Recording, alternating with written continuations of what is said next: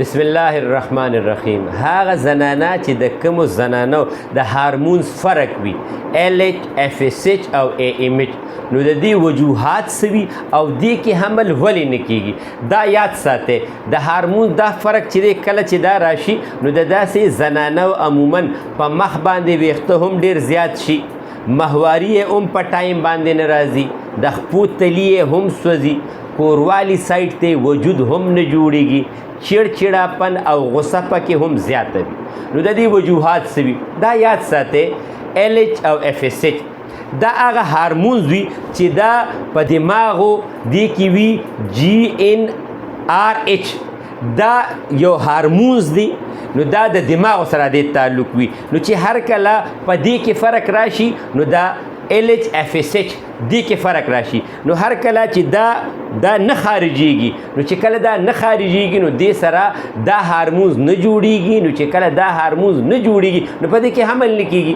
د دې په وجوهاتو کې مین وجه دا وي چې دا عموما هغه زنانو ته کیږي چې کومې زنانه د برت کنټرول دپاره دوایانې استعمالوي یا داسې زنانه چې د هغې کار ډیر زیات وي، ذهني سټرس چې د هغې د دماغ هر ټیم په سوچ کې وي نو د هغه سوچ د وجې هم دا هارمونز چې کوم دي دا ډېر زیات ډسټرب کیږي.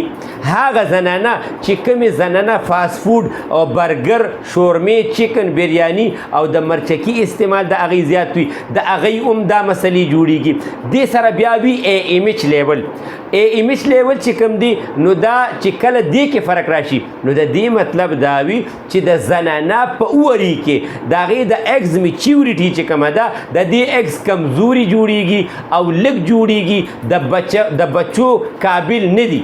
نو دا هغه زنانو ته عموما کیږي چې د کومو زنانو عمر د 40 کالو نه زیات شي نو دا په هغې کې کمیدل سټارټ شي. او د دې دویمه وجه دا وي چې د دې مطلب دا هم وي چې د چا زنانه بچي زیات شوي وي او د دې دویم مطلب دا هم وي چې د دې زنانه اوس د ماهوارۍ دا ټایم لږ لږ ختمېدل سټارټ شوی دی. نو چې د چا AMH لیول کم وي نو د هغې آلریډي بیا حمل نه کیږي.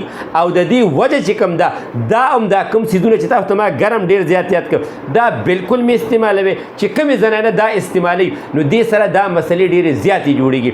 د LH FSH د دې ټول تعلق چې کوم دی دا وي دماغو سره، عصبي نظام سره. نو چې کله ستاسو دا عصبي نظام ډسټرب شي نو د دې نه چې کوم ریډیشن کیږي یا چې دا کوم په پښتو کې چې کوم په وجود کې د صحت دپاره د بچو کوم جراثیم جوړي نو هغه جوړېدل بند شي. نو چې کله هغه بند شي نو دې کې په دغه وجه باندې حمل نه کیږي. او AMH لیول چې کله کمیدل سټارټ شي نو دا په اوري کې ایگز میچیورټي هغه ډېره زیاته کمزوري شي. د دې ګرمو څیزونو نه زیات ځان زیات ساتئ.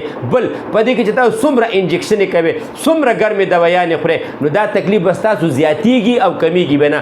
او که د چا دې کې دا دی خلک بیا دې کې وایي یاره دا فلان کې انجکشن پکې وکړه دا زه لیکلی در کوم چې کومې زنانه دغه انجکشنو کې د انجکشن نه روان دی تاسو خپل AMH لیول چیک کې نو که هغه ستاسو چې کوم وي دا انجکشنو او د ګرمو دوایانو نه بعد دا به نور هم زیات کمیږي. نو دې کې بهتره دا ده چې ګرم څیزونه دې کې مکمل بند کې دا مې استعمالوي. که د چا LH FSH کې فرق وي یا د AMH لیول یې کم وي او بچي یې نه کیږي د هارمون دا فرق یې وي نو د دې مکمل علاج شته د یو ټایمه پورې.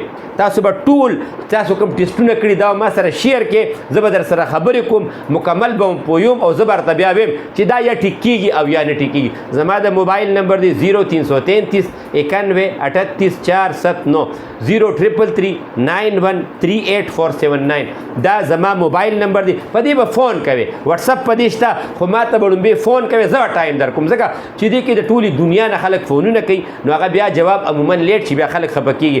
زموږ 2 دواخانې دي، یو دواخانه مین زموږ چې کومه دا په نوخار کې ده فلاین کوچ و اډې ته مخامخ سپارک هوټل سره ګلې کې ده. د فلاین کوچ د اډې نه سړی 1 منټ کې را رسي. دا دلته زه روزانه یم. او بل د هرې میاشتې په لومبي اتوار زه کمبر بایپاس مینګورې ته ځم نو چې چاته څه مسله رابطه کولی شي الله به خپل فضل انشاءالله تعالی کوي. السلام علیکم.